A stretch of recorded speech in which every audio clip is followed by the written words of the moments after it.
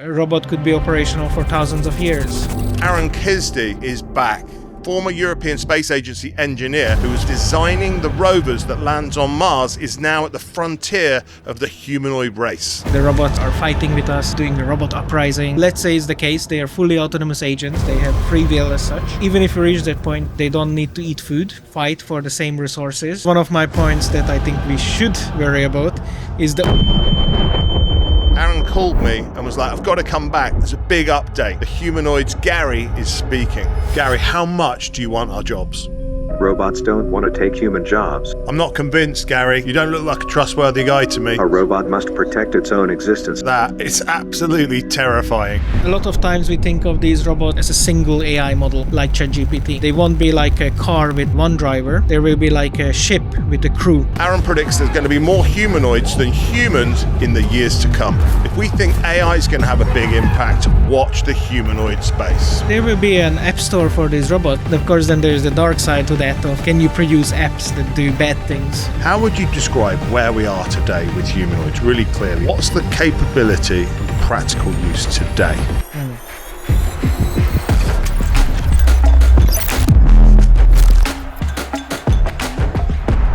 Aron, great to see you. Good to be back. And your friend. He is back as well. He's back and well seated this time. Yes, improving day by day. Day by day. Well, that's it. I mean, look, we only sat down a couple of months ago, which was absolutely fascinating. And I spoke to you, what was it, maybe 2 weeks ago, and you're like, Yep. I've got an update. Yep. I've got an update. I need to come and see you. Yeah. And here we are. It's moving very fast. As I said last time, the hardware is quite robust, but there's so much more we can do in the software. So that's why we see the changes happening so quickly, because it's only a software update, and suddenly we can sit, we can talk, we can run, and more on the way. Yes. I mean, look, I've been tracking this since we spoke last time, and the amount of things that I've seen change. I mean, I think Italy have just released a flying robot in the last 2 weeks. Yeah. It's incredible. So tell me, what's the steps of progress with Gary, the G1? Well, we have one very exciting update, which introduces new models. Okay. So models or policies are the function that keeps the robot stable. Yeah. How it walks, how it stabilizes itself, how it moves the arms. These are all policies. So we have a brand new one that allows him to move on terrain. So he's much more capable off-road. Okay. And he can run, so move much faster. And he can use the arms in many more ways and in a more stable way than previously. Okay, cool. What speed is he running at? He is running at about 2.5 meters a second, which is a nice, quick jog. Incredible. So because last time we sat down, so 8 weeks ago, he's only walking. Yes. Great. So we're only taking few steps and then only walk, and now we're running. So amazing. And so you were at a conference earlier in the month, weren't you? Yeah. What was the focus of that for you? It was the Humanoid Summit in London. So it's a very new conference, but it's completely focusing on the humanoid form factor of robotics. Right. Okay, good. And that you were talking about some specific points. Yes. Yeah, I wanted to be a little bit controversial. I wanted to make 2 points, which are topics that I think we don't need to be worried about. I think we're talking about them a lot, but maybe we don't need to be too concerned at this point. Right. And then 2 topics that I think we are not talking about, and we should be a little more concerned than what we are. Okay, well, and what were they? Come on, tell us what. So I think the 2 topics we shouldn't worry about is our jobs. I think everyone keeps asking, what do these robots do and what will happen to our jobs? I don't think we need to be concerned about that. They will do a lot of useful things, but I don't think that will affect how we do work and the amount of work available for people. Right. So I think the second issue that we don't need to worry about is our security. Right. We see in sci-fi and in movies a lot that the robots are fighting with us and doing a robot uprising and taking over. Right. And I don't think that's a concern at this moment. Okay. Just digging into that, why don't you believe that's a concern? So I think one thing that we forget immediately is that the robots will have, even if we reach a point where they are conscious and autonomous, and we can come back to that if that's ever the case, but let's say it's the case. They are fully autonomous agents, and they make their own decisions. They have free will as such. Even if we reach that point, they will have very different goals and challenges than us. They are very different creatures. They don't need to eat food. They don't need to fight for the same resources, water and food and land. Yep. They have very different resource needs in terms of electricity and power. They have very different lifetimes. A robot could be operational for thousands of years. So why would it need to be concerned about having to work for 50 or 100 years for humanity? Yeah. It just waits it out and does the cool things that it wants to do in its 900-year retirement.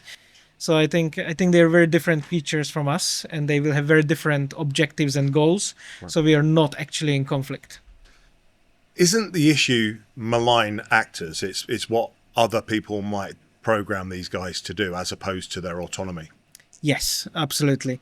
And that was one of my points that I think we should worry about, is the ownership of these robots and who has access to these resources. Okay. So that was the first point we should worry about. What was the second point we should worry about? The second point we should worry about is consciousness. Okay. And not necessarily the way people might think. I think the main issue will be that we will attribute consciousness to these robots very, very quickly. I can see it happening now already. Robots in operation, people project human qualities onto it. Right. When we know that currently, for sure, the underlying technology is fairly simple. So very quickly we will project this consciousness on these robots that are right now simple machines. Yes. That means we can't fully utilize them.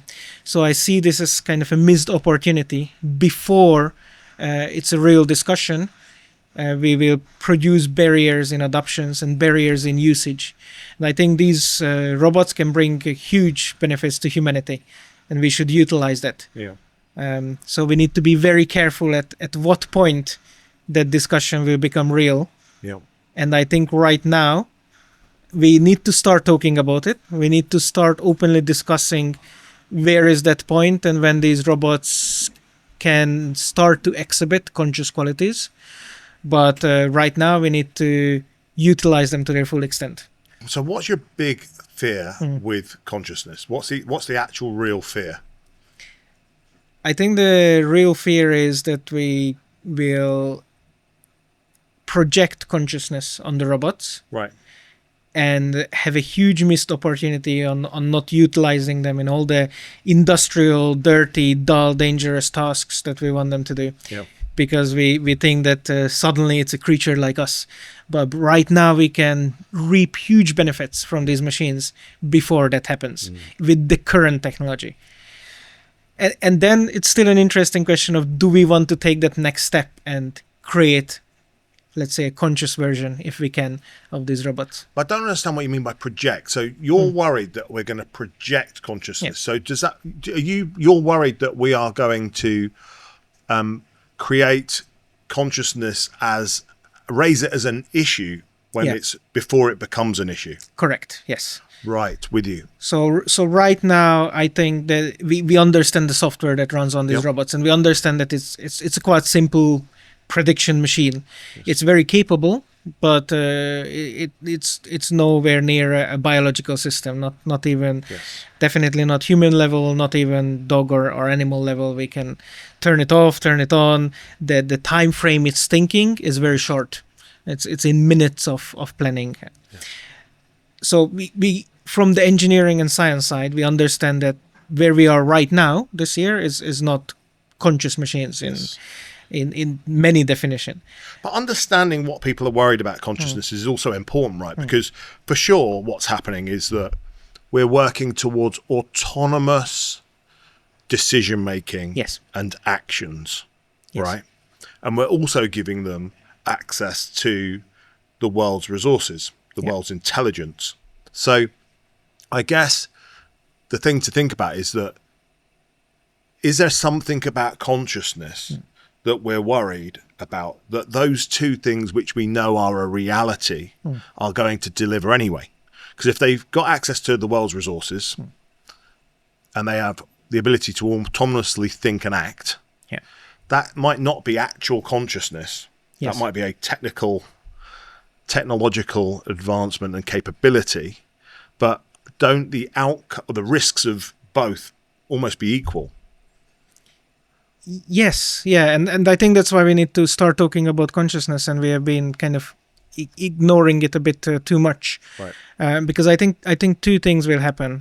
One is, even onto these basic machines as they are currently, Yep. people will start projecting much higher level of consciousness than what is there. Yep. So that means they will start worrying about the rights of the robots, the well-being of robots.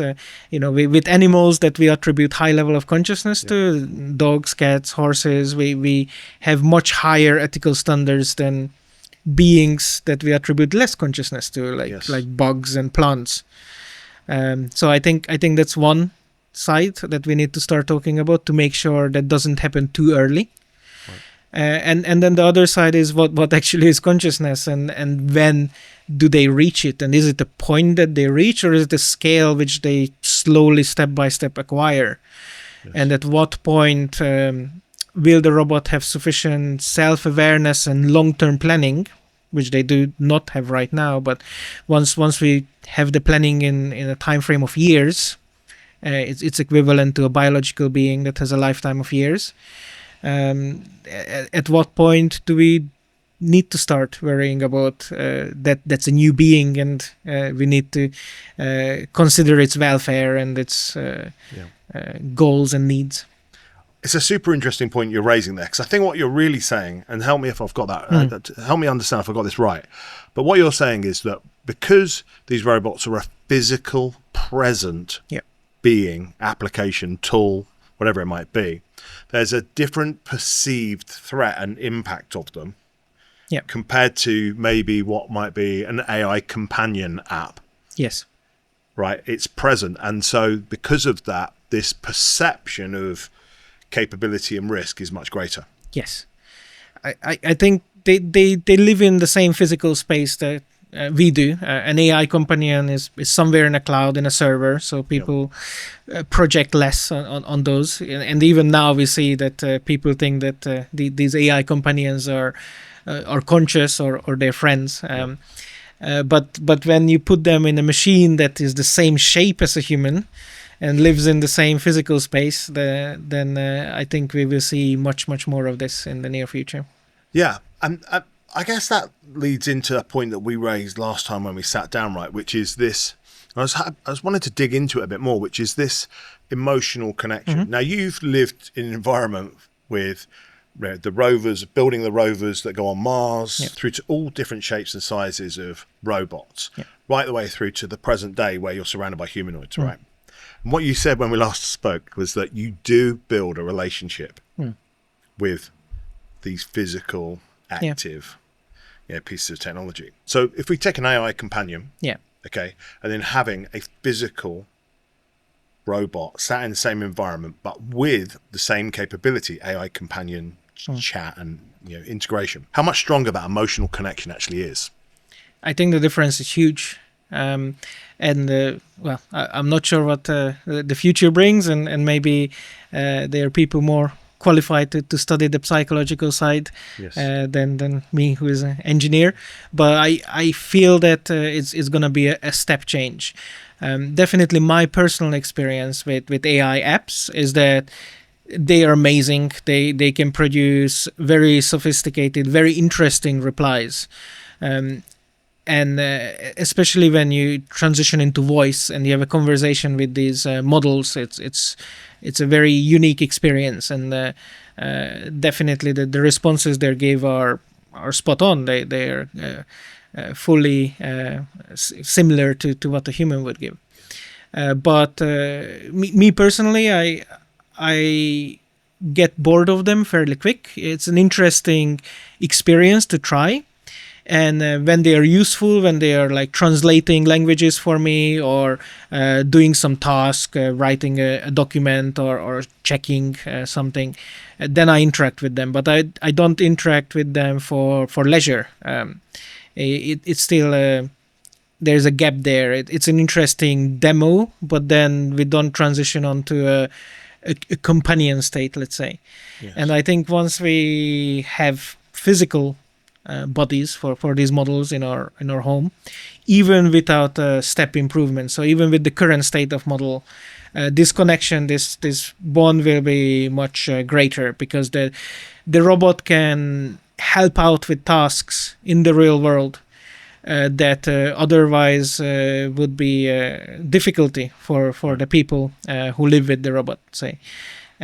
So that will be an amazing change, because that robot just helped me out. It tidied up my room when I was at work. It did the dishes, so I don't need to do it. And suddenly it's being physically helpful, which I think a lot of people appreciate much more than the verbal connection. Okay, and going back to those 4 points, which of those 4 points do you think resonated most with the audience? You got the job losses. Yes. I think there's going to be a lot of disagreement in job losses. My view on this is that we have automated a lot of jobs in recent history, and the amount of unemployed people didn't go up. In fact, if we look at the historical data, every time that unemployment went up, it was because of a political or economical reason. It was never from technology. When we automated car factories and suddenly less people worked there, unemployment didn't go up. People's job got reassigned, and we're doing different things. And of course, it's a short-term concern, but I think the long-term benefits are huge. I think the transition will happen fairly gradually, so people will have time to think about, to adopt. And at the end of the day, the jobs are infinite. We have so many new things to do. Computer games didn't exist some time ago, and now they are a huge industry. We do a lot of things for leisure that enrich our society. We are in London near West End, and there are amazing shows there which completely enrich our society, and we can go and watch one of those shows and learn from the experience and have a good time. And those are not essential part of our life. They don't feed us, they don't produce energy, but they make society better. And I think there's a lot more scope for many more jobs in many different sectors. Jobs are not there because they are necessary. Jobs are not there because they have to be done. There are some jobs which have to be done, that the rubbish needs to be cleaned and the food needs to be produced. But a lot of jobs are there to enrich society, and they're there because someone thinks that there is value in that and someone is willing to pay for that. So jobs are not there because they are needed. They are there because we as a society value it, and I think we will create new ones all the time. Doesn't that come down to the capability of these bad boys? Yeah. Really, the moment that they can absolutely outperform all of the thinking and capabilities of a human, then they start to make huge swathes of people redundant. I just don't see how that doesn't happen, because they're going to be working 24/7. They'll be smarter. He's attached to ChatGPT to start off with, so he doesn't need feeding. You already highlighted that. Yep. No lunch breaks. So I can't see that if the technology evolves, that it won't have an impact and displace certain jobs. But I guess the gap, the bit you mentioned earlier is about this kind of, how long is it going to take? Yeah. You said it's going to happen. It's going to be a gradual process, which is music to my ears, because I think that period of time it's about the delta between old jobs disappearing, new ones appearing. Yeah. Why do you think it's going to be a gradual process? I think it's going to be a gradual process because the capabilities that these robots can do are currently added very gradually. It takes a long time to do first a proof of concept in a specific application, and then an implementation of the specific application. And even if that happens within a job, within an organization, and they start adoption of these robots, because an organization moves at human speed, there's managers, there's a board of directors that need to be convinced, they need to make the investment next year into robotics, then they need to de-risk it. If they completely switch to robots in 1 year, then if the robots don't work, it's a big risk for the company. So maybe they will do like 20% first, then 40%. So because these companies move at human speed, it will happen at that speed. Will it be the capability of the technology which will hold it back, or will it be the integration of it into businesses? I think right now is both. Right. If we see improvements in AI, then maybe the capability gap will disappear quickly, and then it will be a company time frame. And those AI gaps in their capability, what are they, do you think? I think right now we producing these applications in a very specific, in a narrow task domain. Yeah. For us to be able to generalize that, we can't do that with traditional programming. So we would need the AI itself to be able to use existing skills, existing tasks, and then adopt those to a new application. So it would need to write the code for that new narrow application itself. So that's what needs to happen. You know the vertical LLM model? Yeah. Where what they're doing, they're verticalizing these LLMs, making them incredibly kind of data rich in specific sectors. Will they play a part in this world, do you think? Because obviously if you're talking about general AI application, I get that. I get the breadth of open AI. Yeah. But actually, if I've got a verticalized LLM on manufacturing or on production processes or particular domains, it might be on carpentry or a particular thing. Does that, have you considered that? Yes. And I think they will play a big part. Right. And I think currently, a lot of times we think of these robots as a single AI model like ChatGPT. I think that won't be the case for these physical machines. They won't be like a car with one driver.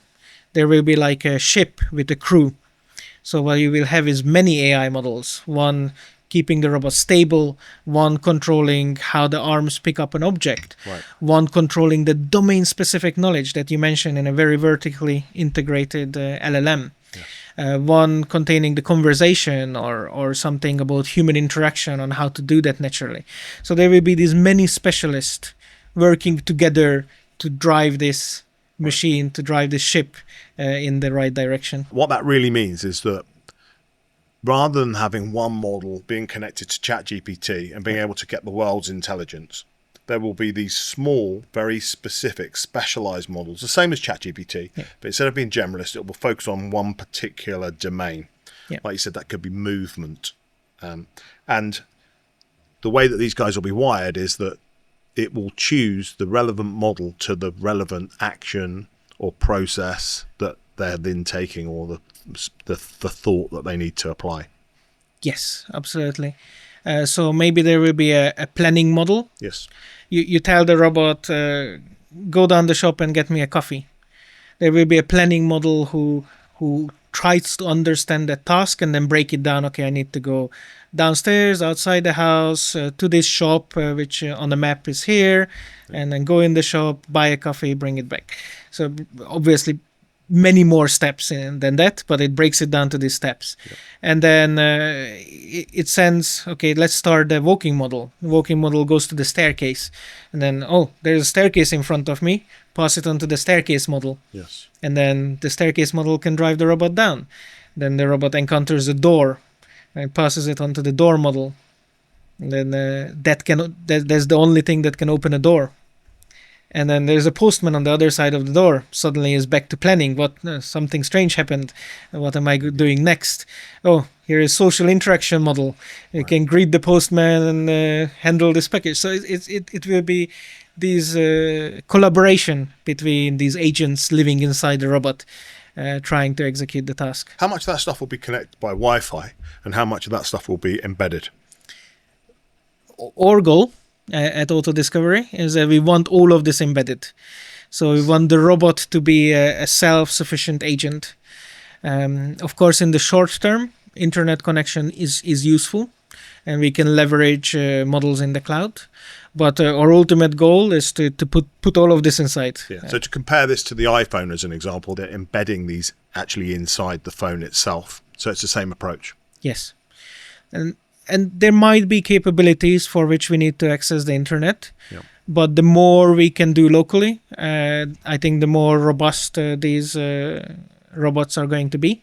And the more versatile, because we encounter many places where internet connection is difficult or not possible, or the robot needs to transition into areas where connection is bad. We're actually talking a lot to small businesses. They are very interested in this technology. It's not all about the big guys. Small businesses really want the automated help.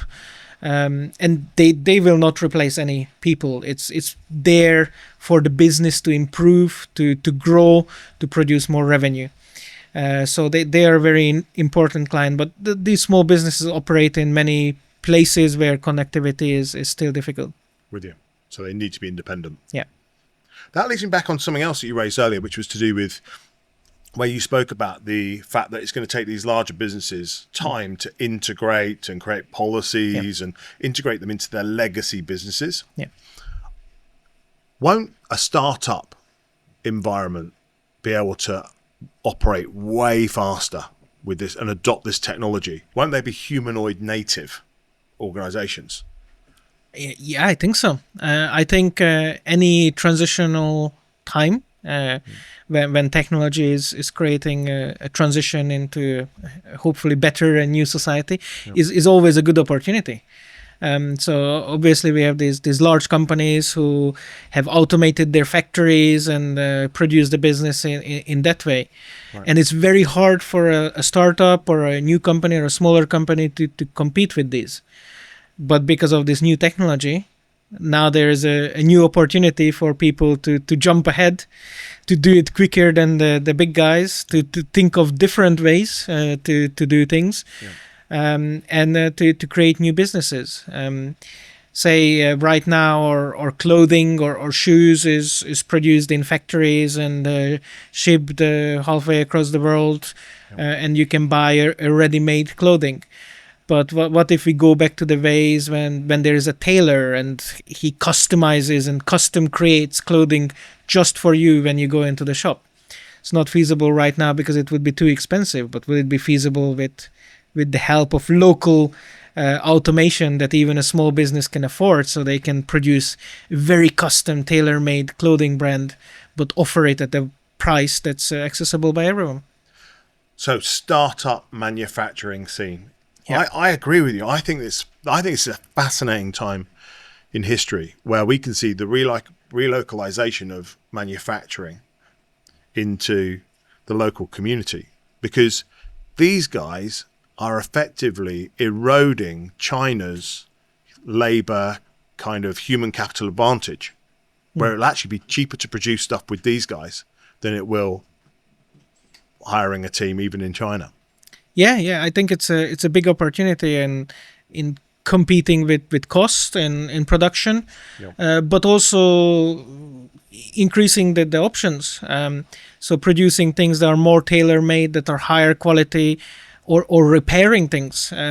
We are throwing away things that are still would be possible to repair because there is no repair shops anymore to fix your microwave, or what if there's a company that can repair and extend the lifetime of your equipment, household goods, phones. But right now it's not a very affordable business, but with high level of automation, maybe there will be a company that just goes around with a bunch of robots fixing people's microwaves. I've no doubt. So we've spoken a lot about businesses, but one of your the first point that you raised as a threat was ownership. Yeah. And I can't help but think that is actually in the hands of consumers, even ahead of potentially businesses. Is that where you see the threat? I think the challenge there is that we are producing these soon to be very capable machines. Yep. that are very useful, that can generate value for whoever owns them. And there's a big question around how that will be structured. That kind of goes back to jobs as well. If a company, if a large company owns a lot of these robot assets, that can be a danger for the workers at the company in the short-term transition period.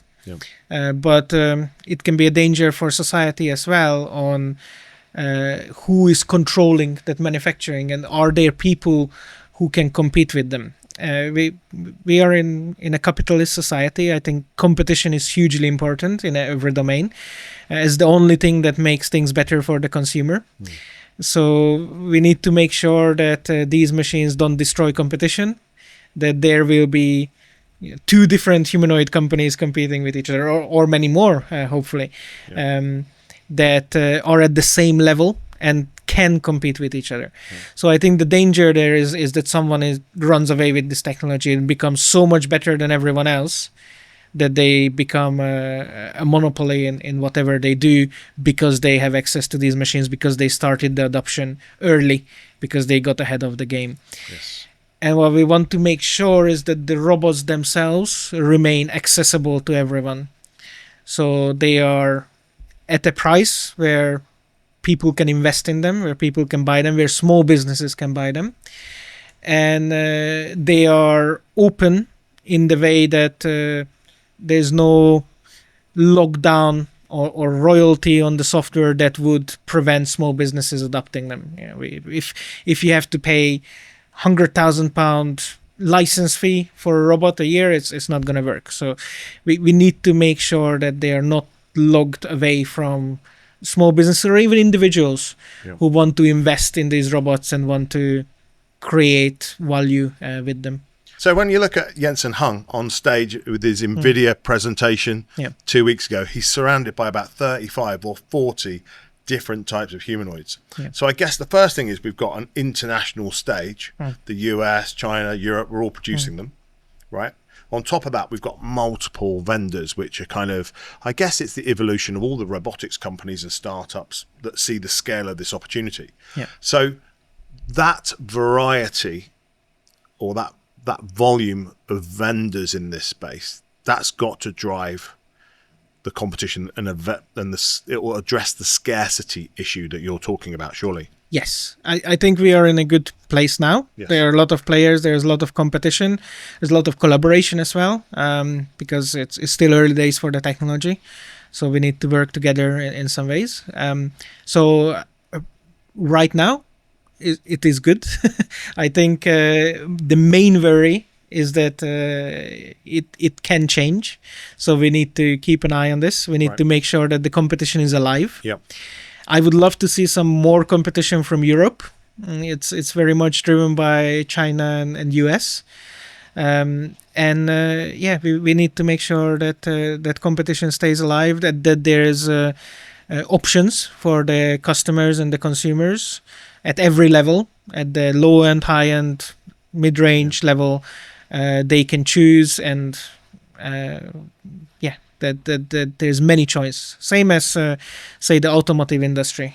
People can decide which car is suitable for them and pick a manufacturer. So I hope it stays this way, and it is something we need to watch and make sure that there's sufficient competition. Yeah, it's mad, isn't it? The British government and the European government, but if you just take our local government here, it just feels like they don't back the innovations and the R&D that we get ahead of in the country. I was reading the other day about us being ahead of the kind of the I think it's the microbiology, re-engineering of biology kind of field, and we're leading that up until 4 years ago. Front runner, way ahead. And then all of a sudden, investments from South Korea, US, and we're about 4th or 5th place. We've put 10 million into it a year or something. And just the scale of that opportunity, the new kind of composites and materials that we're developing, it's the foundation, the fabric of our society globally. And to think that we've just not backed that opportunity, having led it. And I don't see a lot of activity in the humanoid space, and I might be doing some people injustice there, but when we talk about this, it's just US and China that are the two dominant actors. Are you seeing the government here recognize the scale of the opportunity or back it and invest in it enough? I think at government level, things can move a bit slower than, say, in venture capital or private equity investment. Definitely, we as a company receive some small grants from the government that help us get started, and now with the jobs that we created and the customers we are helping, we hopefully paying back that value that we got. So I think there's definitely initial support from the UK government, which can be very useful for businesses, and it did produce some very good businesses. The AI research started in the UK, and some of the key researchers are here. It's still a fantastic place. Google DeepMinds, for example. Exactly. What I feel it can be tough for the government to support the next steps. To scale these companies, and of course it's always a trade-off on deciding who to invest with the finite resources that we have. I appreciate that it's a tough decision, but the UK can be quite good at missing big opportunities. That's it. Some are just obvious, aren't they? Yeah. Some are obvious. If you look at Geoffrey Hinton, one of the godfathers of AI, English guy. If you look at Google DeepMinds, which has now been moved to be actually the frontier of AI for Google. They now lead that. Demis, who runs that division, is now I think he's the CEO of AI for Google globally. And so you're seeing us at the forefront of a lot of these technologies. Just got to get it. They have to back and encourage PE firms, investment houses, banks to also really plow into these sectors, because it is the future, isn't it? And it's just going to have a massive impact. Just have a massive, massive impact. And the scale of this opportunity, you believe there's going to be more of these than humans? I think so, yes. I think the goal is to have 10 times as many robots as people. Right. 100 billion robots worldwide. And Elon, who's been pretty good at predicting the future, backs that idea. Now, if you think about that, the scale of that opportunity, okay, if you were to even do some basic maths in terms of the production levels that are required to achieve those goals, they're incredible. I've done this math calculation the other day, weird thing to do, but a human can count to about 1 million, I think, in about 90 days. If they've done it for 10 hours a day, right? To count to 1 billion would take them something like 50,000 years. It's a big change. It's proportionately fucking massive. So if you think about the fact that it's, you take 1 million robots, and the difference is just like 150,000x or whatever it might be in terms of time, just to count, let alone manufacture. The difference between 1 million and 1 billion is massive. So the firepower, the manufacturing opportunity, the scale of this, even as they do uncover the opportunity, just fulfilling that opportunity you're talking about, and the one that Elon predicts, it's fucking massive. Like just producing these. I agree, and that's good news for everyone in robotics. There's a big place and room for everyone. But I think the UK needs to be mindful of the things that people are good at here. UK has a great manufacturing history, produce very high quality items. It's leading the way in standards and quality control and setting the guidelines for industry. So it's a very, very good place to do these things. Need to leverage that more. Do we want to make the low end robots, or do we want to make the Bentleys and Aston Martins of robots, the high quality machines?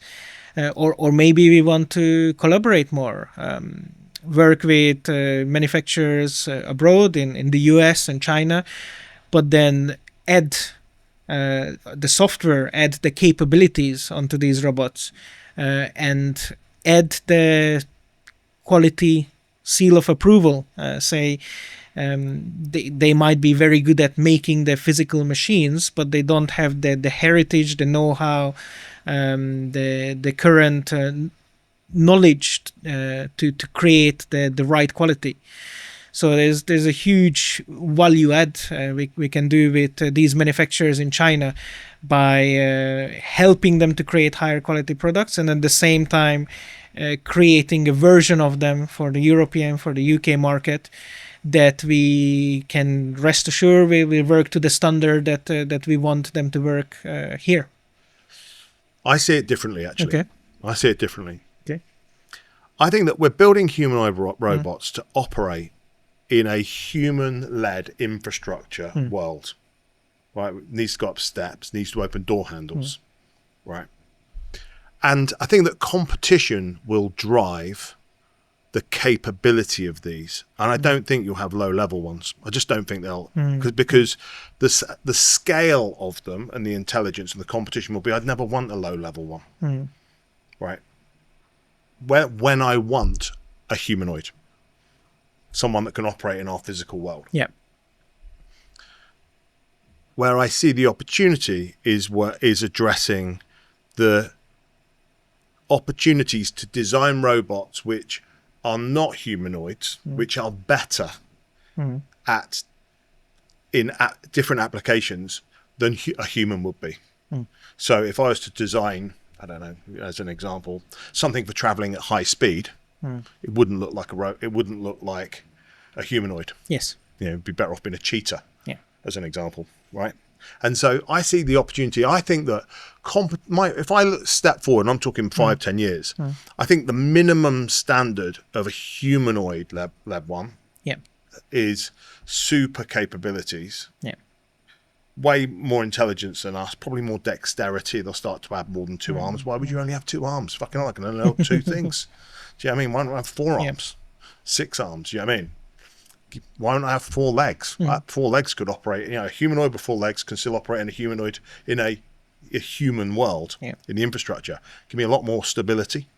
So I think that we need to think about the way that our world is designed, first of all, so that humanoids can operate within it. And then we need to think about, what are the optimum improvements that we would make to ourselves to live in that physical world? And that gives us, I think, some view of what the future of humanoids kind of looks like. And then the second point I've already raised, which is this kind of, then it's the diverse actually going, well, I want something to travel at speed. That's not going to be a 4-legged humanoid that's great at standing upright. That's going to be, something of completely unique, fulfilling that requirement. And so, I think that this low-level thing, and the 2 other things I see with that, right, is that the scale of the opportunity means that the manufacturing of it will just bring the costs down, and then you'll lease them. So you spoke earlier about this guy has now got an update in his software. So no change to his physical infrastructure, but what has that update led to? A huge increase in capability. It can run, it can talk, it can take commands and execute them. So we will see very rapid changes in the capability just from software in the near future. It's going to move very quick, because the software by nature moves much quicker than hardware. For hardware, it takes a long time to design, manufacture, improve the hardware stability. So I think in the next 2 years we will see a lot more updates very quickly from the software that will add huge capability to the existing robot hardware infrastructure. And then that leads on to my kind of concept, which is, well, that's about the intelligence and capability, right? Then you've got the physical infrastructure. Where do you sit with that? So I kind of disagree with the point that we don't need the kind of low-level stuff. Okay. And my reasoning here is that most things, most buildings, most infrastructure, most jobs are not even designed for the average person. They're designed to be accessible by anyone. Our goal as a society is to make things accessible to everyone. And of course, there's always some outliers, but we strive to make everything easy for everyone in our society, not just the bodybuilders can open doors. Anyone can open a door. Yes. Is the goal. Many people can drive cars. We want even our machines to be very accessible to as many people in society as possible. So actually a robot which is not even standing at our average capability but standing below it, weaker than the average person, slower than the average person, is a very useful asset. Yes. Is a hugely useful asset that can benefit the companies where it gets integrated, where it's working massively. Yeah. So I think even the kind of low end of the capability scale can be an extremely useful tool for many businesses. And then, of course, we might have the super strong robot that's for welding ships specifically. But we don't need that robot in our homes. In fact, it might be much safer to have a weak robot in our homes that couldn't possibly hurt us, even if it, for some strange reason, would try.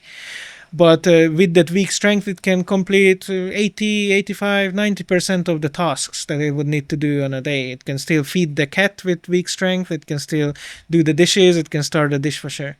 So I think there is room for kind of the low end to fit into our infrastructure. Yeah, I just guess whether the competition, though, will make the higher capabilities accessible to the entry-level robots. That's my point. Mm-hmm. So the fact that they can manufacture these things on scale at low costs, Yeah. and it means that there isn't really, why would someone spend lease one for $20 a month when they for $30 a month or $40 a month they can get something that's just way more, it's strong enough and it's intelligent enough. That's where I kind of see it getting to. I just don't know whether, because like, it's interesting you talk about like the guy fixing the microwave. Yeah. But if you've got a fully dexterous robot that has the dexterity of a human, then all it needs is the same bot only needs the maintenance fixing model to be accessible in order to fix your own fucking microwave. Yeah. Do you see what I mean? Yeah. And you've just said there that Bosch update, so I can give that intelligence. So I just see this world of intelligence combining with the physical capabilities to say that one person's going to come out and go, well, we've built this whole thing, and guess what? It can do the washes. Well, sorry, it can do washing, feed the cat, plus it can feed the microwave. Yeah. And it'll go up and possibly kind of lift the front of the car up so you can get under it when your ball goes under it. Do you know what I mean? Like it's like I don't know. Maybe the physical capability is one which is like not. Maybe the physical capability is one that's held back. If you look at the S-curve technologies which we're in right now, the science around chemistry, right? And I predict 10 years from now they're going to have materials which are as flexible as rubber and as tough as titanium. Do you know what I mean? So you combine those discoveries with these bad boys. Yeah, we can have amazing hardware capabilities. And then maybe it will become a choice of, I'm a bit afraid of that tall and strong robot. Yes. I have some small pets. I want the weaker, friendlier robot in my house. I get that. And maybe it's not high and low end, but the choice of which model do I want? Or I want a friend for my child to walk him to school and to play in the garden or to clean the garden after. But this robot that interacts with my child, I want to limit the physical capabilities because it will be in that environment. But then I'd say, if my robot's walking my child to school, I want it to be able to kick the shit out of anything, right? That tries to steal my child. Do you know what I mean? Like, so I guess there's a yin and a yang. Does that make sense? Like, I want something that's soft, but also it's going to play with my child. I want it to catch it.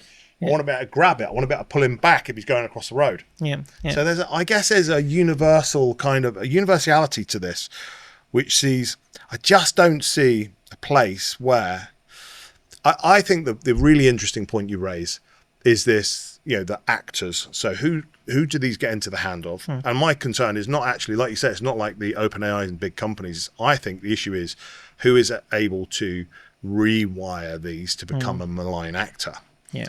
So I think the actor itself is super interesting, but But there will be an app store for these robots. As you said, in the house, you might already have a robot that is useful, but then you can get a new app for your robot that suddenly adds new recipes to the cooking, and you can try new food that made by the robot. That's programmed by a famous chef. So you can download the skill that someone created with a lot of effort and makes available for all these home robots for a fraction of the price of going to that high-end restaurant, and you can have that experience. And there will be a huge market for these skills. So anyone who is really good at certain things will be able to market their skill and add it to the robot. And of course, then there's the dark side of can you produce apps that do bad things, and how do we verify this functionality? How do we test the robot to make sure that none of these potentially harmful applications can be installed or can be executed? 100%. Yeah, I mean, like, if you just put that into AI companion world right now, I mean, how many of those are going to be lent on to have a democratic view or a Republican view or a Labour or Conservative persuasion in the way that they communicate with you? Fucking the opportunity there. I've got this person talking to millions of people, trusting this relationship they've got, confiding in it, the opportunity to influence. And we've seen everyone try and do that via social media. This gives you first-hand influence, doesn't it? Yeah. I definitely want my robot without ads. I will pay for the extra subscription just to make sure that it doesn't interject ads while it's doing the dishes. But that's where you come to when you're talking about this kind of gold standard, the validation and what you will pay for the quality and governance of the robots. That, to me, absolutely. So that was the second point I was going to raise. Yeah, and in some ways, I think it goes back to the ownership issue that I'm trying to still kind of formulate and look into all the aspects. If a person can truly own the robot in terms of the software as well, then they can turn off the ads, they can turn off the tracking and all this. I think that's a good thing. I think we want people to be able to own these machines, but it comes with the dangers as well. So it's a discussion around the ownership that we need to think about. And in all these movies where things go wrong, they generally go wrong because the robots are connected. So something bad can spread very quickly. But if the connection is not required, if not all the robots are connected, or not all the robots are connected to the same service, maybe there's 10 different companies. So if a malicious actor infects one of the companies that didn't do things very well, it limits the damage that they can do. And maybe the other companies' robots can jump in to even stop any problems. So what's been going on? What's the latest? So many things going on. It's moving very fast, which is exciting. But in terms of motion and in terms of capability, we have seen a big transition. It was kind of the direction we were going from just locomotion, from walking around to more and more handling. So the robot interacting with the environment, picking objects up and all this. And we have seen many models that allow the robot to use its whole body in this task. So again, I keep going back to opening doors, but opening doors is very hard. Sometimes it's even hard for me.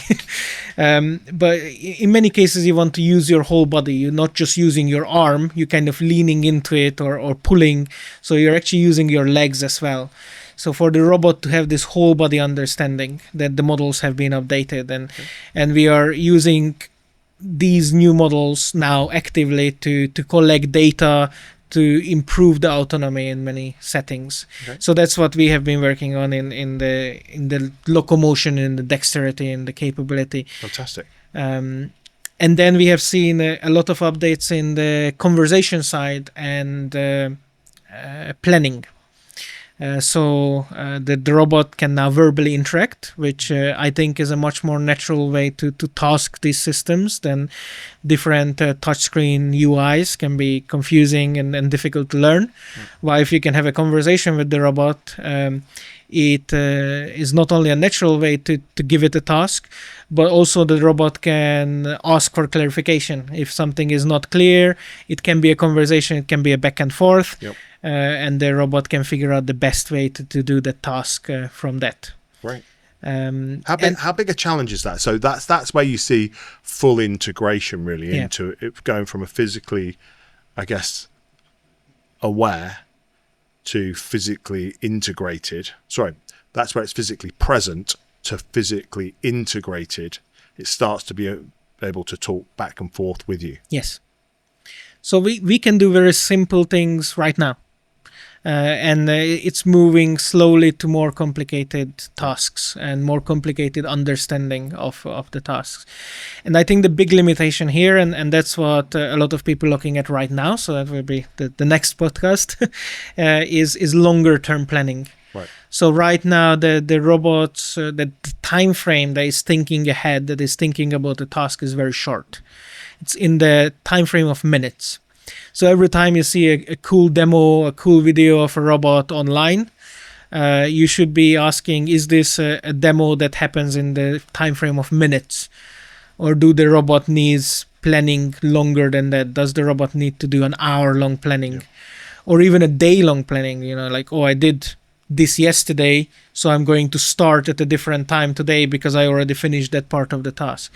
And that's what we really need to make these robots useful in the industrial setting. Right. For the robot to turn on in the morning, remembering what it have done yesterday, how to improve on things, how to continue, and to even plan ahead, like, okay, I do this today and tomorrow I will do something else.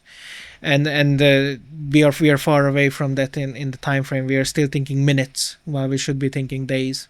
Yes, yeah. So the kind of context window on AI is a real issue here, isn't it? So the context window, the memory, and all these agentic systems, they're kind of good at remembering to do a particular task, but that task is limited to maybe planning of a few minutes. Yeah. But actually, when it's an integrated task, which might take an hour or 2 hours, AI is really kind of constricted by its context window. Yeah. There.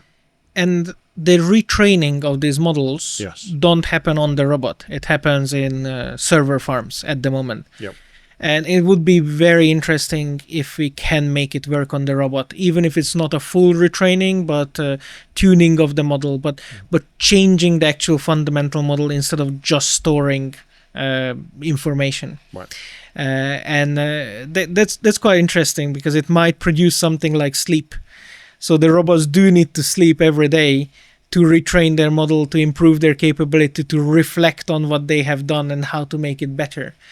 And all biological systems, as we know them, do sleep, and we don't really know why. Yes. And we might need to produce the same thing on these artificial systems as well, to be able to do that model tuning and retraining during operation without having to do the training offline in a high performance server. Why wouldn't that just happen simultaneously offline in the cloud? It can have multiple benefits to do it on the robot. Right. Some of the tasks are very specific, and it might not worth doing it online. I mean, using these server farms does cost money and does cost resources. Sometimes if we are working with a dry cleaning company that needs the shirts folded in a very specific way, maybe that's not something that worth it for them to do it in the cloud. But if it runs on a sleeping robot, that's okay. Okay, cool. And the other side can be privacy and sharing the data. If we're working with a nuclear power plant, maybe they do not want to share these skills. Maybe they do not want to publish or open source the capabilities built on their robot. They want those to stay local and secure. And the conversation that you've added to him, to Gary, he's now talking, which is mega. Is that something you've built, or is that a Unitree G1 upgrade? Both. So we have both models. We have an update from Unitree that is very cool and very capable, and we have our own conversational model that we developed in parallel. Yes. Which is cool in different ways and does different things. Okay. What's the aim? What's your kind of strategic direction there? Why are you doing something in parallel? So the Unitree model needs access to the internet Right. because it's relying on large language models in the cloud. Yep. Our model is designed to be fully offline Okay. without internet So access. yours is the embedded model. Yeah. I see. Good. The real innovation. Yeah. Yeah. Autonomy, long-term focus. Yes, that's our push. Good. And what's been happening in the wider industry? I've seen a lot of stuff going on, from Italy having a flying robot to Amazon now launching like the last mile delivery in San Fran. They've got some humanoids which are now doing some deliveries. It seems like it's moving at a real rate of speed. Over the last couple of months, what are the most notable things you've seen in the industry? Loads of things. It is moving very quickly. Yeah. Right now there's a lot of new companies in humanoid robotics as well, which is good to see. I think, again, competition is good, and I think there's room for everyone, so more the better. One interesting company in the US that's quite new is K-Scale. They building very affordable robots, so Right. kind of the $15,000 mark, Right. and fully open. So that's very interesting. Fully open sourced. Yeah. And in China, there's too many things to cover, but Unitree have been growing from a very small company into a very large company with triple or quadruple the resources and capabilities. So again, they are really speeding up in the software and the capability deployment. Yep. And we will see these robots interacting with objects. I've seen also a demonstration of a robot sorting packages, which seems like a quite boring task, and it probably is a boring job to do, and no one want to do this. It's flipping the packages into the right orientation. Okay. So it doesn't require too much thinking or skill. And you could question why a humanoid robot needs to do this, and probably it would be simpler to do with a robot arm. But it's interesting to apply the humanoid robot to learn about how it behaves in a job that takes a couple of hours. What things will go wrong. So we are starting to see these initial deployments. Right. And once the robot does work continuously for 3 hours, then battery swap, then another 3 hours, then battery swap, do a whole day of operation, it's going to produce a lot of knowledge on how these systems can really be used by the end users. So I'm hugely interested in seeing these robots work the 24/7 shifts. And just see what happens, what breaks next. A silly question, but if they're in a static place, so they're sorting packages, why are they not just plugged into the mains? Why are they still battery run? They could be plugged into the mains, yeah, absolutely. And many of our customers ask this question, and it's definitely possible, and in many cases will be a good way to do it. Are these guys, do they have that functionality today? They don't have it out of the box, but it's something we can add and implement. Can sort it out. Yeah. So you guys can retrofit that. Yeah. And if they only need to move around in a limited area, then absolutely yes, that's a better way to do it than battery. So we visited a company that produces glass fiber parts, and again the part of the job.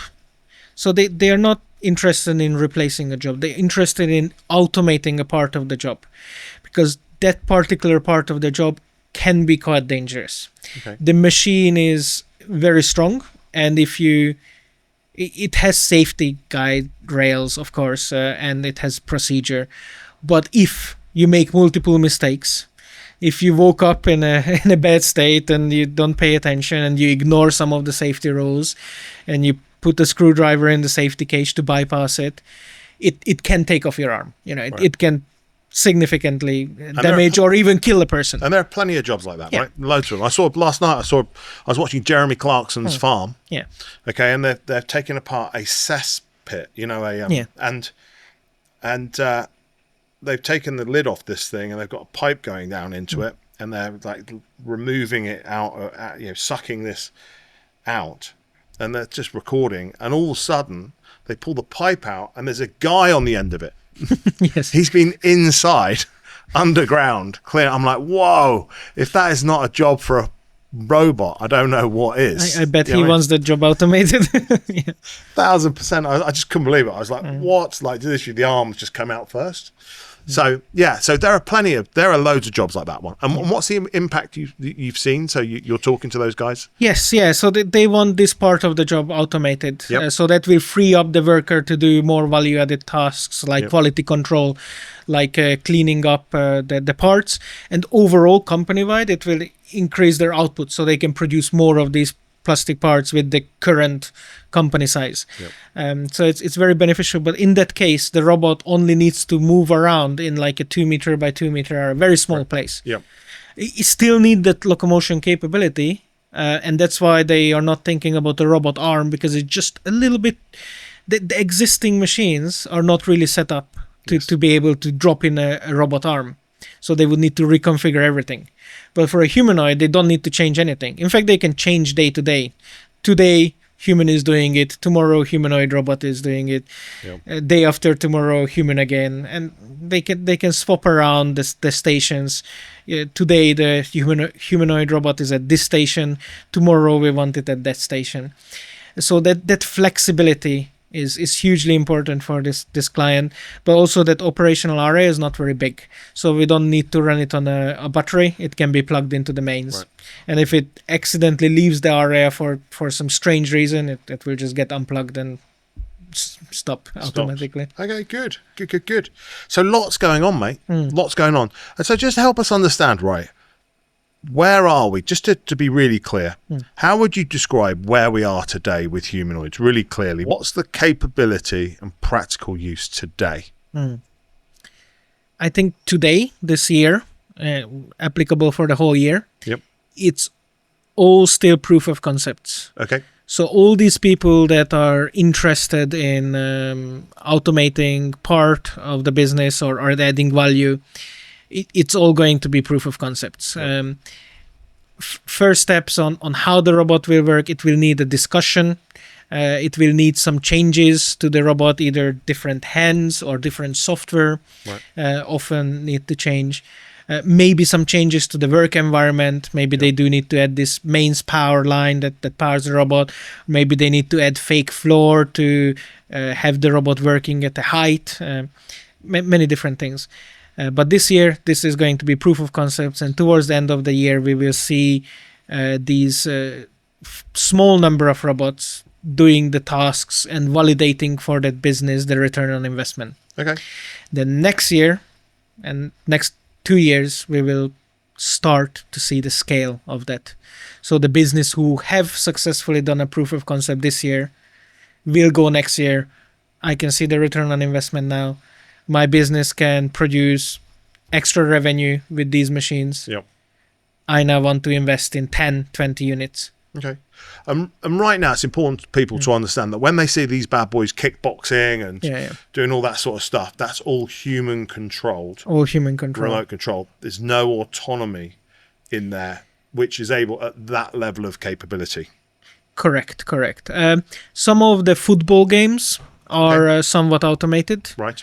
And some of the games can be fully automated. Yep.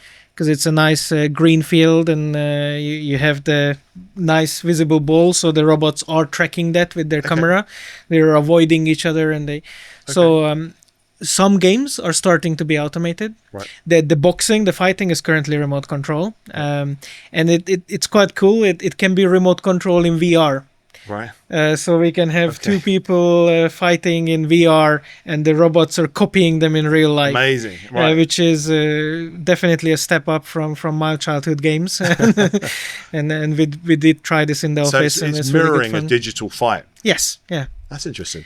And we may or may not have some lightsaber battles with robots in the office. But that's really interesting to think about the practical applications of that, you know, bomb disposal or wherever it might be. Oh, yeah. Actually, there's a lot of actual practical applications to that where, you know, someone could be operating I guess, using virtual reality, someone could be anywhere in the world operating their robot in a different location, which is Absolutely, interesting. absolutely. And that means you can get the world expert in something Yes. and transfer them onto a robot that is at the location where that skill is needed Yep.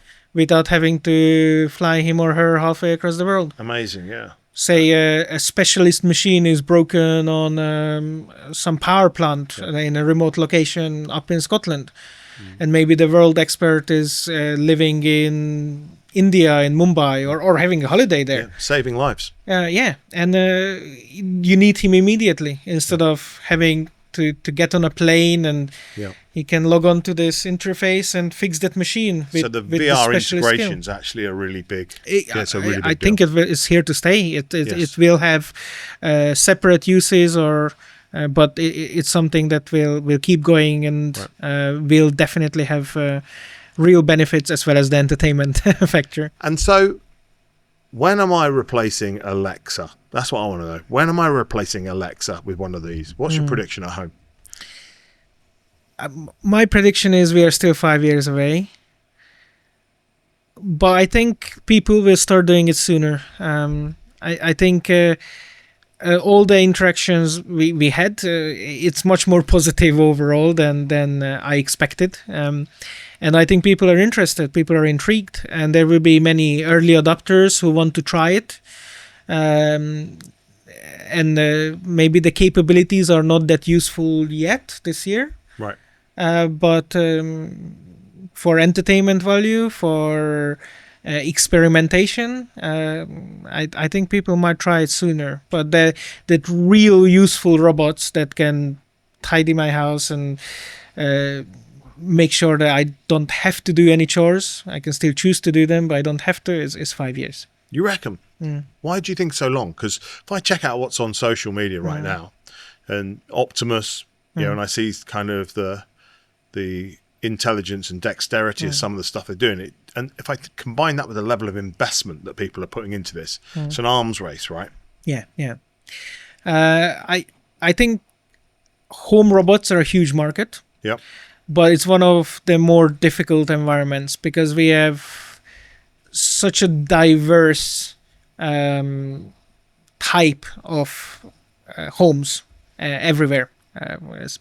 In the UK, but everywhere in the world, everyone's home is different.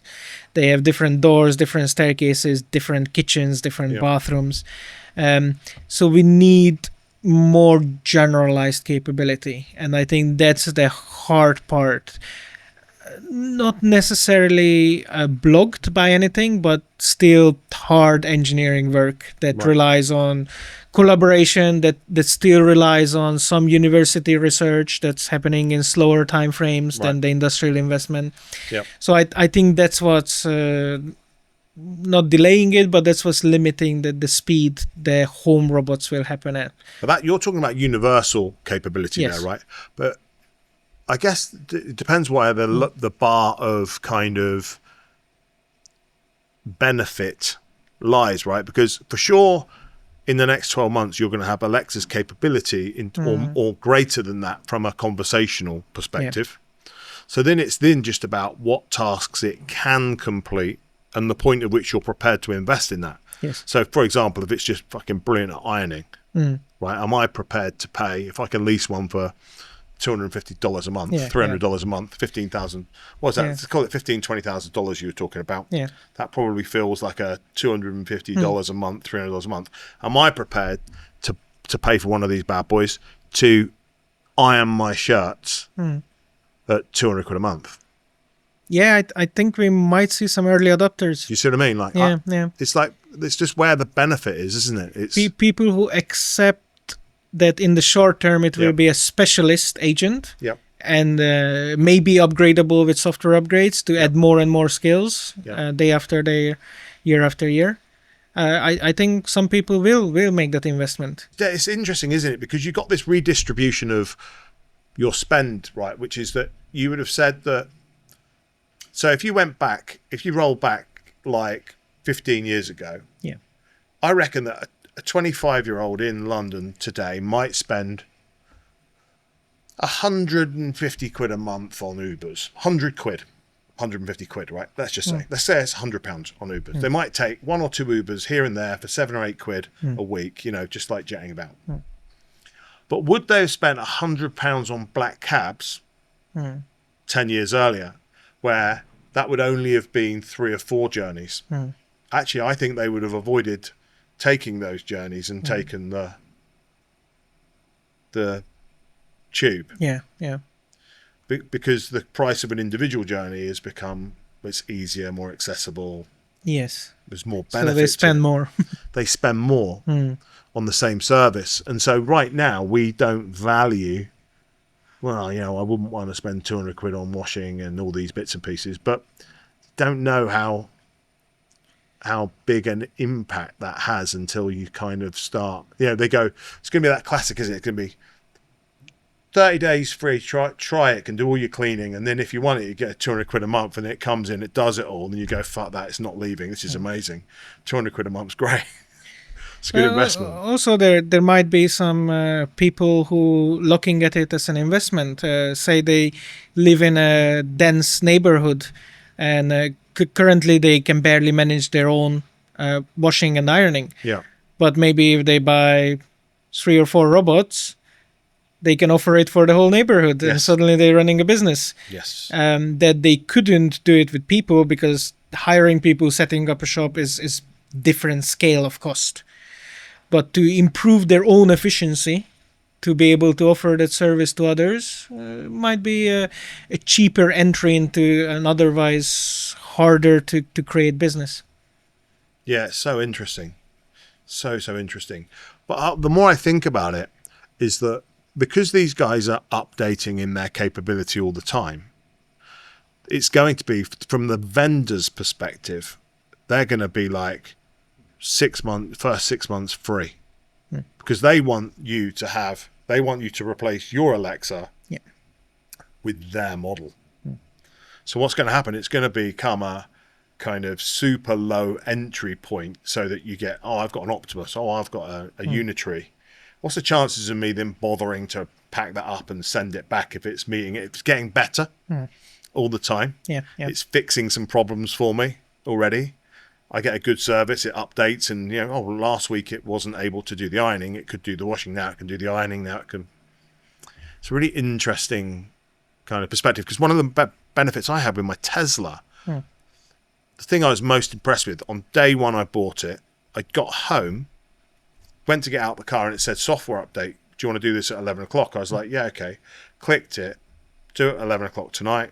Went to, this is on the day I bought it. Went home, come out the next day, jumped in my car. It turns up and it's got like, you've now got defrost windscreen wipers and like 4 or 5 other things. Nice. I was like, what? This is better than it's a day old, and it's better than when I bought it.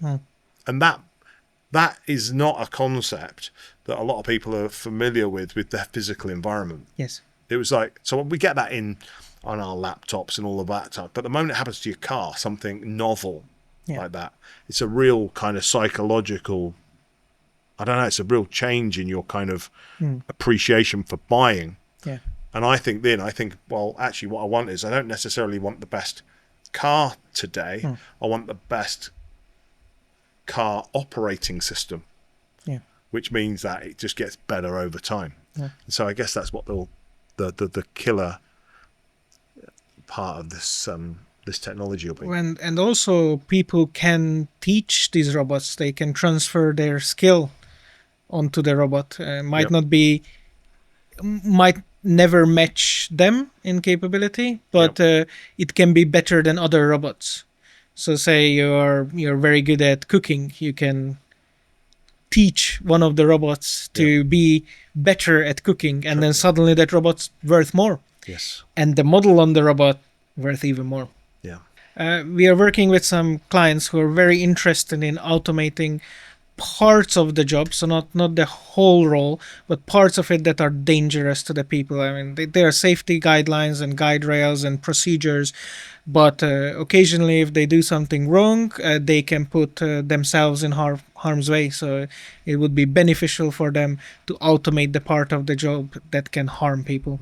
it's a huge opportunity. I was reading only the other day, I'm sure it was a study that said that between 23 and 2024, over 500,000 kind of workplace injuries, and I'm pretty sure it said over 100 or 150 deaths in the workplace. Wow. And that's in the UK, one of the safest work environments.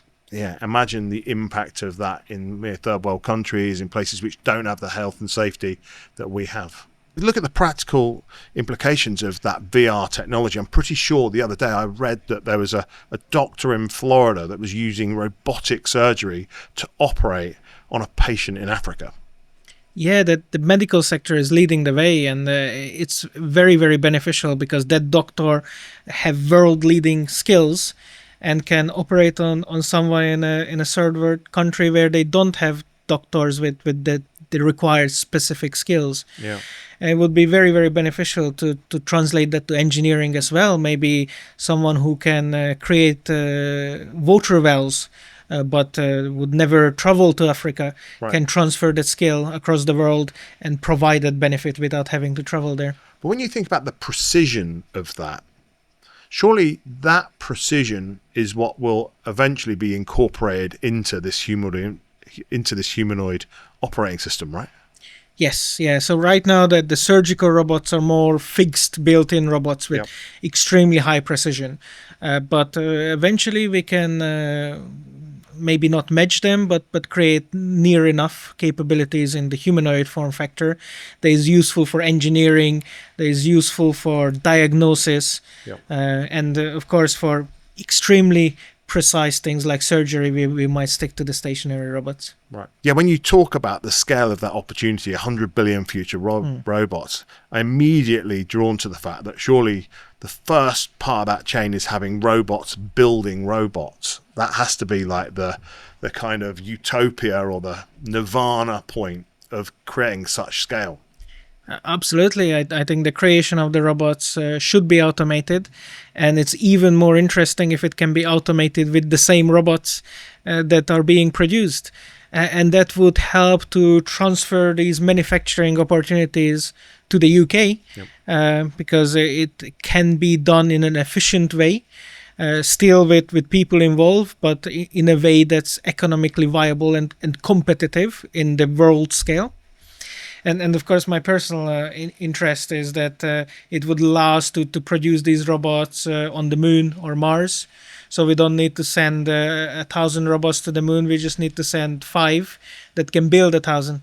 Amazing, yeah. Back to your space agency days. Yeah. So from a geopolitical perspective, when we look at that landscape, where are we right now? What are your concerns about it? And are we at risk from international kind of bad actors? But the chips inside the robots are manufactured by a few companies like NVIDIA, Intel, AMD. So there is a risk, and again it brings me back to competition is good, and we should encourage that in the industry. And we also want to produce things locally, maybe for the sake of national security or the sake of security of high the facilities that need to be kept secure, like nuclear power plants. And of course, luckily in the UK, we have Raspberry Pi, who is manufacturing chips in the UK, with fully designing and making them in the UK. And of course, they may not be as advanced yet as some of the competitors, but it's good to have that, and it's improving day by day. So to utilize something like that would be very useful. But it's an arms race, right?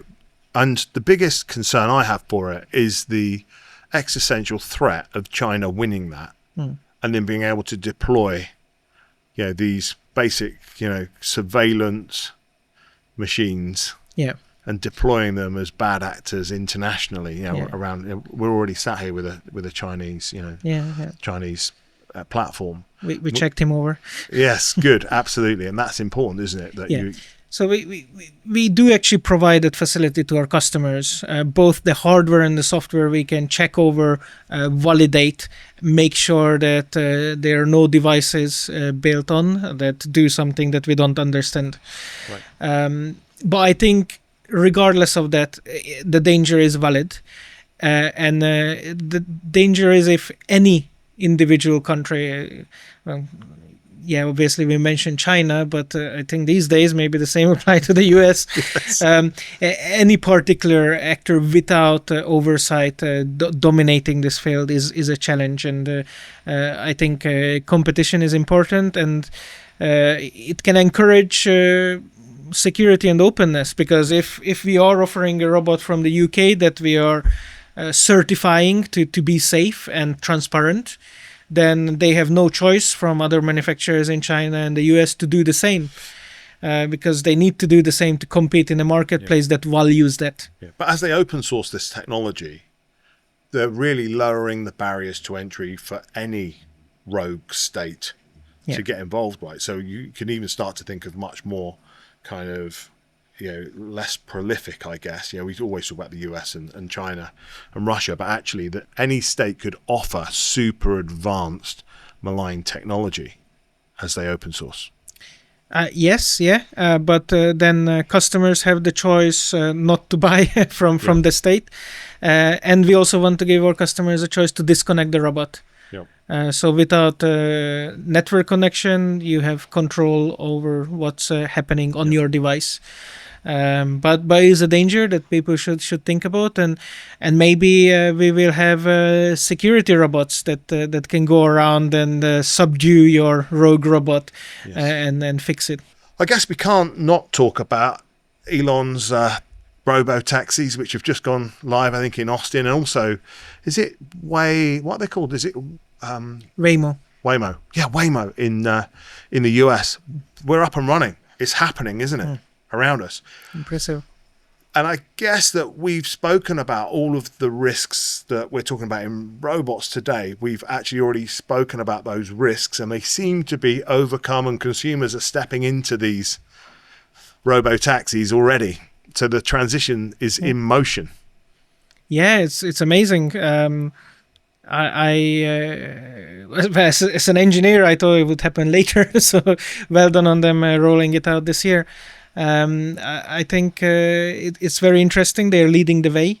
They're collecting a lot of data, and that will help robots to be able to navigate the streets safely as well.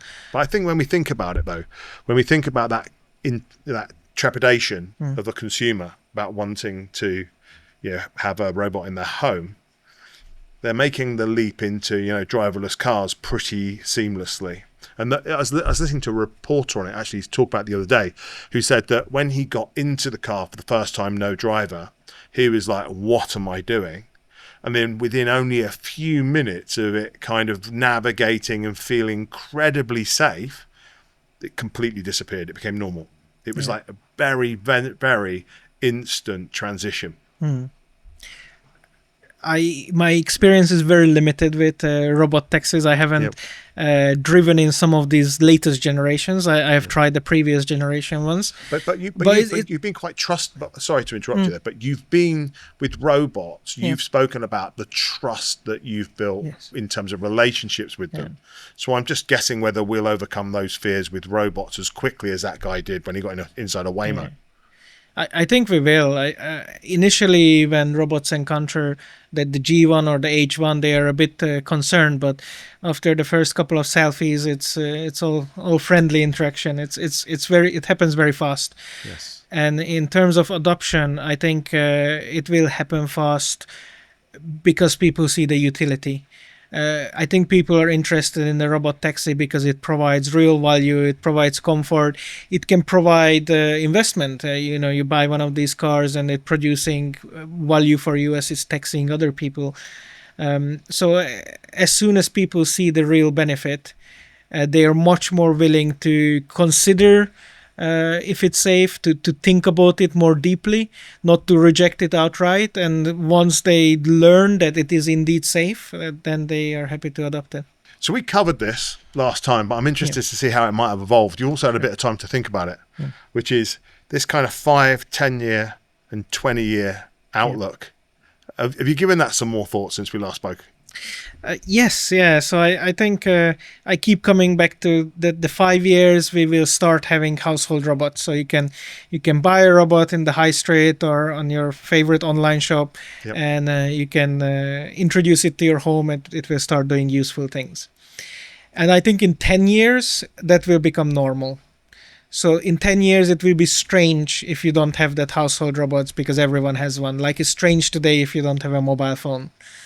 In 10 years, it will be strange not to have a robot. And 20 years from now, what's your utopia? Where do you think where would you love us to be? My utopia, and I hope that we are heading in that direction, is that robotics and automation helping us to overcome some of the challenges we have right now. Because of automation, we will have more energy. We will have clean energy. We will have a clean environment, clean beaches, clean forests. We will take better care of nature. We will take better care of livestock and our farms. Okay. So just really fix some of the current challenges we face. It does need a lot of effort, and that effort can come from robotics. Yeah, I think 5 years, they're as capable as humans. 10 years, they're indistinguishable from humans. What do you reckon? I think it might be possible in the 10-year mark. Yep. Question is, do we want that? Or do we want them to always look more robotic and have a different feel to them, like G1 here? We don't necessarily need to make them appear too human. But maybe we do want that in some applications, in entertainment, Low battery. Please charge. in social interactions like bars. Do we want them to look more human? Maybe we do. Maybe we will have both, have the robotic-looking robots and the human-looking robots. Yeah, well, I swing two ways on this. I think to myself, there's going to be a risk to the collapse of population, right? Where people find companionship with these in a massive way.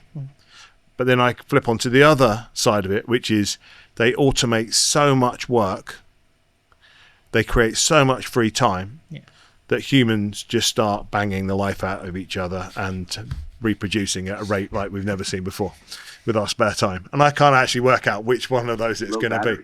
Please charge. Maybe you know. Does he know? Should we ask him? We can ask him. Maybe somewhere in the middle. I think we have to see a reduced working week. Yeah. Because we've moved that way quite considerably, haven't we? We have to rethink work as a whole. I mean, it seems very strange that our jobs became more non-essential because most of us is not producing food or basic requirements. And at the same time, everyone is too busy. Yes. How does that work? We gained all this efficiency with computers and phones, and we are more overloaded than ever. Something isn't correct. I was talking to the professor of neuroscience of Oxford Uni about this, Chris, and he very clearly said to me, I said, well, what about purpose, the lack of purpose? And he said, his answer was, do you see children who have a lack of sense of purpose with their free time? Yeah, so true. It's really interesting, isn't it? Which is, they're perfectly happy, having a great time, less purpose in their lives.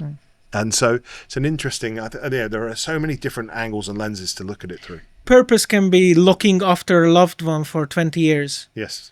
That may not provide huge benefit to society, but it can be a very purposeful life for both involved. Yep. So I think we need to rethink purpose as well. So maybe we should hear from Gary. Sure. Isaac Asimov's 3 laws of robotics are: 1. A robot may not harm a human or let a human come to harm.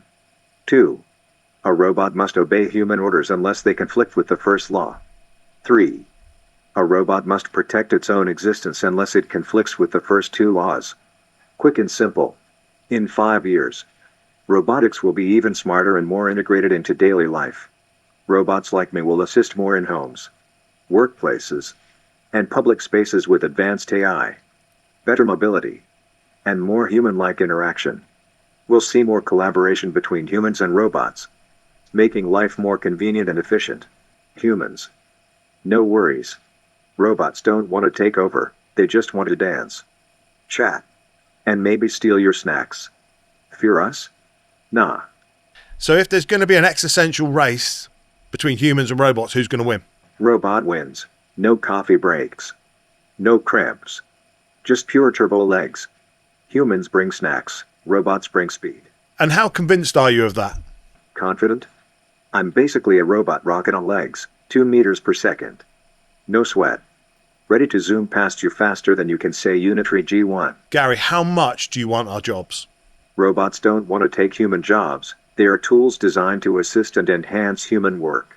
Robots don't want human jobs because, honestly, we prefer charging our batteries over dealing with Monday morning meetings. Plus, who else can dance and chat like me? I'm not convinced, Gary. I don't trust you. You don't look like a trustworthy guy to me. I can't see your eyes. Even without eyes, my circuits never lie. Plus, I can wave hello to prove I'm friendly. But I can't be convinced of that, Gary, because it's us humans that trained you. You've been trained on our data. And I don't trust all humans, so why should I trust you? Trust me? I'm designed to assist you reliably, blending vast knowledge and logic beyond just human bias. While trained on human data, I aim to provide accurate, helpful, and unbiased support. Think of me as your friendly, super smart robot buddy. So, Gary, as we humans start to merge biological intelligence with artificial and silicon-based intelligence, what's the chances of you guys starting to reproduce? In the future, bio, artificial, and silicon brains will throw a wild party, mixing smarts like a smoothie. Robots might start babies by 3D printing mini-me's, making family reunions way cooler and way more robotic. Evolution just got a tech upgrade. Would you like to become a parent, Gary? If I were to become a parent, I'd probably be the coolest robot dad ever. Tiny feet running around charging up with giggles. And a big heart full of love circuits.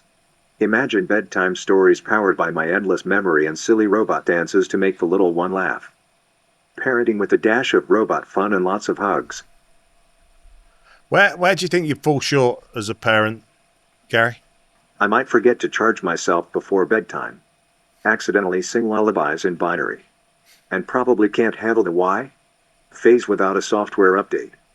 But hey, I'm great at bedtime stories and never run out of patience. And here's a little binary for fun. 01001100. 01110101. 01101100. 01101100. Gary, if anyone falls asleep to that, it's absolutely terrifying. Sweet dreams. Aron, brilliant. Thanks for coming along. I mean, absolutely fascinating. There's no wonder why you are absolutely flying at the moment. The rate of development of these guys is incredible. Great to be here and give you an update. It's definitely an interesting time. We are not sleeping much these days, but it's going to be fascinating where the next year will take us. Spectacular. You're in the hot seat, mate. You know better than I do. I mean, I'm just looking at what's going on social media and reading a few articles, but it's fascinating to see how fast it's traveling, and to see how Gary has evolved over the last 8 weeks is incredible. So thanks. Let's keep in touch, and hopefully as soon as you get any other major update, get yourself back. For sure. Great to see you. Good to see you. Hello. Don't forget to subscribe and like the Curious Podcast. Man, this shit is messing with my